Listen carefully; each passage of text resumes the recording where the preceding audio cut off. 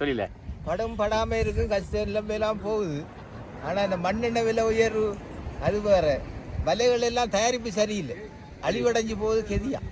அதனால நாளைக்கு புது வருஷம் எப்படி, புது வருஷத்துக்கு என்ன மாதிரி என்ன புது வருஷம் எப்படி போப்ப? புது வருஷத்துலாம் பார்க்கணும் என்ன மாதிரி போப்போம். கடைசி வருஷம் தானே, வார வருஷத்துலாம் என்ன மாதிரி நிலைமைகள்னு பார்த்துக்கொள்ளணும். மற்றும்படி மண்ணெண்ணெய் விலை உயர்வு, தொல்லுக்கு போனால் ஒரு நேரம் மீன் படாட்டி மண்ணெண்ணெய்க்கு வழி இல்லை. அடுத்த நாள் இந்த மாதிரி தொல்லுக்கு போகிறது கஷ்டம் தானே. அதனால கஷ்டம் நிலைமை எல்லாம் போய் கொண்டிருக்கு நிலைமை. இன்னைக்கு தொழிற்பாடு எப்படி? இன்றைக்கு நாங்கள் போவே இல்லை, ஒரு இது இருக்கிறதால பின்னேரங்களில் போனால் படும் மீன் பேச்சாளர்கள். சொல்றா உண்ட தொழில சொல்றா என்ன மாதிரி இந்த தொழில? தொழில்பாடு கொஞ்சம் மோசம்தான். நல்லா சொல்லு. எங்களுக்கு தொழில்பாடு கொஞ்சம் மோசம்தான். என்ன பண்றது? மண்ணெண்ணெய் கொஞ்சம் விலை கூடியிருக்கு. குறைச்சா நல்ல மாதிரி, குறைச்சா கொஞ்சம் நல்லதான். மட்டத்துக்கு ஒரு 100 ரூபாய்க்கு வரும். 100 ரூபாய்க்கு வந்தால் கொஞ்சம் நாடு கொஞ்சம் கிளியர் ஆகும், எங்களோட தொழிலும் கொஞ்சம் கிளியர் ஆகும். கடத்தலுக்கு கடத்தல் அமைச்சிருக்கு, கோரிக்கை வைக்கிறோம். இந்த மண்ணெண்ணெய் மாத்திரம் 100 ஆகுங்க, அது போதும், வேற ஒன்றும் வேணாம்.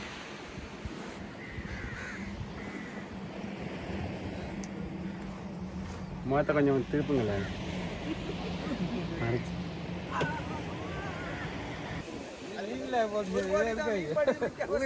சொல்லுங்க.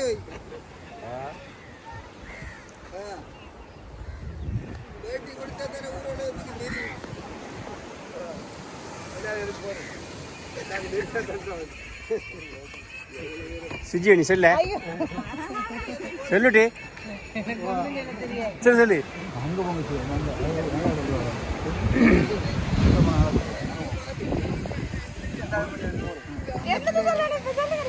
பிள்ளைகளை வச்சிருக்கோம், தொழிற்பாடி போகும்.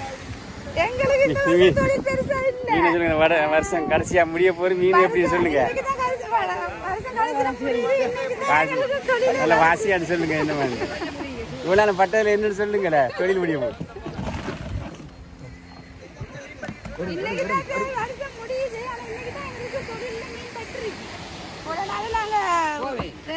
தொழிலுக்கே போறதில்லை சொன்னா மீன்பாடே இல்லை எங்களுக்கு.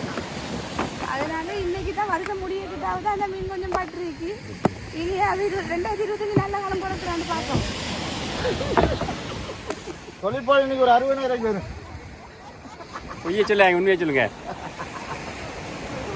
சார் எவ்வளோன்னு தெரியாது, அவங்கள்ட்ட கேட்கணும். அந்த எவ்வளோ போகுது சார்?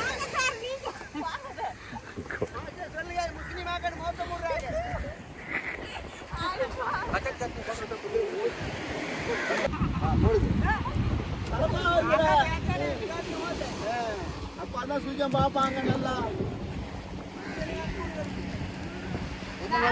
நிலப்பாட்டை கேளுங்க, தலைவனிட்ட கேளுங்க, சொல்லுவா அப்படின்னா. இன்னைக்கு தான்